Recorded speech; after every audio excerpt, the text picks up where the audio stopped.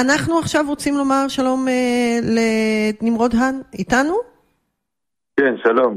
שלום, שלום, מה נשמע? עורך דין נמרוד האן כמובן. שלומך הבוקר? מודה באשמה.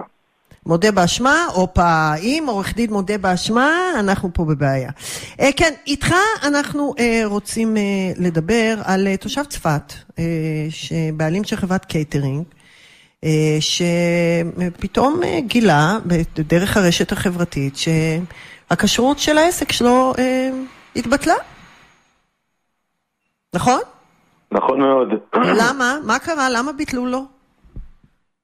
תראי, אם אני מתחיל מהסוף, זהו מקרה קיצוני שמדגים שימוש לרעה בסמכות ציבורית.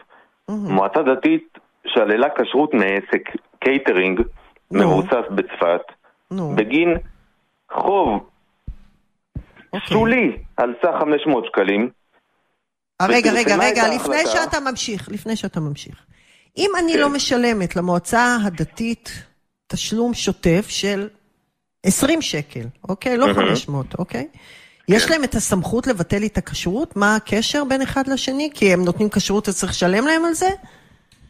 צריך לשלם להם על הזמן בעצם של המשגיח כשרות. זה בכל זאת מישהו שמגיע והוא משגיח על הכשרות. אז לקוח שלך עשה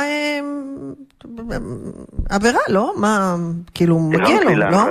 את מנסה לשאול אותי? בבקשה, בשביל זה אני פה. אם אני מבין אותך נכון, שואלת אותי, אבל בסוף הוא לא שילם בזמן. האם המועצה לא צריכה לאכוף? בדיוק, בוודאי. בהחלט יש זכות לאכוף. אבל כאן נפלה טעות חמורה בפרופורציונליות. אנחנו מדברים על חוב זניח של 500 שקלים שגרם לנזק של מאות אלפי שקלים. זה ממש כמו להרוס בית כדי לתקן ברז דולף. המשפט המנהלי, הישראלי כמובן, דורש סבירות ומידתיות. כאן היה אפשר לפנות בהתראה, להציע הסדר תשלומים. לא פנו? לא, או לגבות את החוב בדרכים שגרתיות, מבלי לפגוע במוניטין. מה זה אומר לגבות? לשלוח מכתב התראה, דרך אגב, לזמן אותו לשימוע מנהלי, לשאול אותו מה יש לו להגיד, כי אם למשל, אם תסתכלי בחוק, מאוד ברור, חוק איסור הונאה בכשרות. יש פרוצדורה שלמה לבן אדם שהוא לא עלינו, מוכר ממכר לא כשר, כדי שזה פרוצדורה. אז פה לא ביצעו את כל הפרוצדורה הזאת. עכשיו, גם אם זה כן היה המצב, וזה לא, מדובר פה על מקרה שפרסמו את ההחלטה הזאת, כפי שעכשיו אמרנו, שהיא בסדר, אמרנו לא פרופורציונל. נגיד, עשו את זה, אבל אתה אומר, נתנו לזה פומבי, נכון? כאילו, העבירו את זה לא, זה... לא, זה סי גם, זה לא מצחיק. בוא, אני צוחקת כאילו זה שאתם רוצים לסגור איתו חשבון זה סבבה, עם כל הכבוד, אבל אתם לא חייבים לעשות את זה בפומבי, אתם רוצים לשלול, תשללו לו. הבנתי. פרסמו את החלטתם בקבוצות וואטסאפ עירוניות, תוך יצירת רושם מטעה, שמדובר בבעיה כשרותית. התוצאה זה כמובן נזק של מאות אלפי שקלים לעסק שמחזיק פה משפחות. כששוב, למה? באמת למה?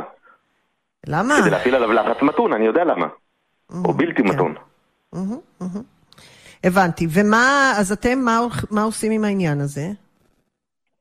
אז כרגע אנחנו בשלבים מתקדמים של הגשת תביעת דיבה, כי בעצם פורסם פה מסמך שמציג לציבור, ברור. שמסביר שלא רק שהמקום עצמו נלקחה לו תעודת הכשרות, כשלא מוסבר בגין מה, גם רשום שמה בצורה מאוד בולטת, בכתב בולט כזה, את מכירה בולט?